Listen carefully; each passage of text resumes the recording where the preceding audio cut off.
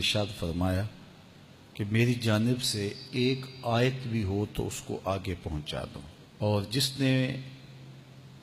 جان بوجھ کر کسی حدیث کو میری جانب منسوب کر دیا جبکہ وہ میں نے نہیں کہا تھا تو وہ اپنا ٹھکانہ جہنم میں تلاش کر لے۔ آج کل سوشل میڈیا کے دور میں جو بھی آگے اس کو بڑھا دیتے ہیں کہ یہ حدیث رسول ہے، بہت ساری ایسی چیزیں ہوتی ہیں جن کا حضور کے فرمان سے کوئی تعلق نہیں ہوتا ہے۔ چیز اچھی ہے تو اس کو حضور سے منسوب کر کے آگے کیوں بڑھایا جائے اگر وہ حضور کا فرمان نہیں ہے۔ مختلف بزرگوں کے اقوال کو حضور علیہ السلام کے ساتھ منسوب کر دیا جاتا ہے، تو دیکھنا چاہیے کہ حضور علیہ السلام کا فرمان کیا ہے۔ ظاہر ہے علم کسی صاحب علم کے پاس بیٹھ کے ہی سیکھا جا سکتا ہے، جو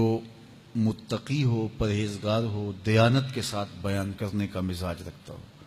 تو اس سے ہی دین حاصل کرنا چاہیے۔ ہر ایک شخص سے تو ہمیں دین حاصل کرنے سے منع کیا گیا ہے، کہا یہ دین ہے، اس کو ایسے ہی جس سے چاہو حاصل نہ کر لو، اس کے لیے بھی ہمیں معیار دیا گیا ہے۔ اور بعض لوگ سوشل میڈیا کو اتنا معتبر سمجھ بیٹھے کہ وہاں جو ملے، حالانکہ وہ بھی انسانوں نے ڈالا ہوا ہے اور لوگوں نے اپنے اپنے عقیدوں، اپنی اپنی خواہشات کے مطابق وہاں جو بھی ڈال دیا، تو اس کو ہم نے کہا کہ یہ جو ہے وہ درست ہے، جبکہ زیادہ تر چیزیں وہاں درست نہیں بھی ہوتی۔ تو اس لیے یہ بات ذہن میں رکھیں کہ حضور کی جانب کوئی چیز منسوب کرتے ہوئے اس کا یقین ہونا چاہیے کہ یہ حضور علیہ السلام کا فرمان ہے۔ رسول کریم صلی اللہ علیہ وآلہ وسلم نے ارشاد فرمایا، جس شخص کی اللہ بھلائی کا ارادہ کر لیتا ہے اسے دین کا فہم عطا کر دیتا ہے، دین کی سمجھ نصیب کر دیتا ہے۔ اور پھر ارشاد فرمایا، ایک وقت ایسا آئے گا لوگوں پر کہ جب اسلام کا صرف نام رہ جائے گا، اسلام کا صرف نام رہ جائے گا، باطن میں اسلام نہیں ہوگا، روحوں میں اسلام نہیں ہوگا، رویوں میں اسلام نہیں ہوگا، طرز زندگی میں اسلام نہیں ہوگا، معاشرت میں اسلام نہیں ہوگا،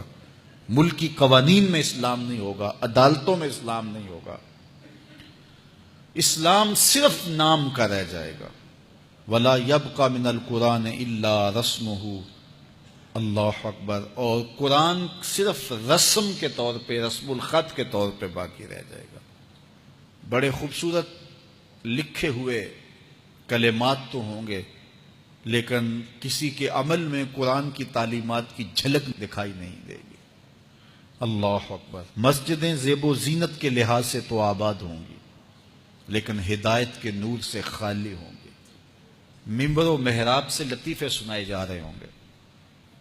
ہم تو دیکھ رہے ہیں کہ اس دور میں بھی ایسا ہو رہا ہے، تلقین غزالی نہیں رہی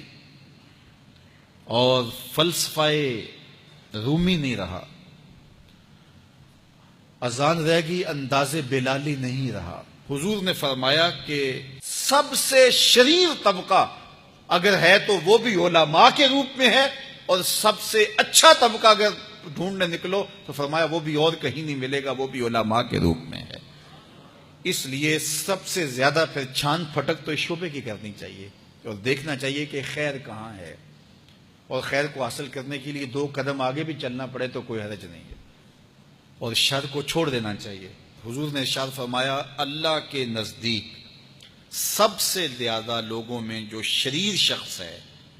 قدر و منزلت کے لحاظ سے قیامت کے دن سب سے شریر شخص وہ ہوگا جس کے علم نے اس کو نفع نہیں دیا۔ اللہ تعالیٰ جل شانہ ہمیں علم نافع عطا فرمائے۔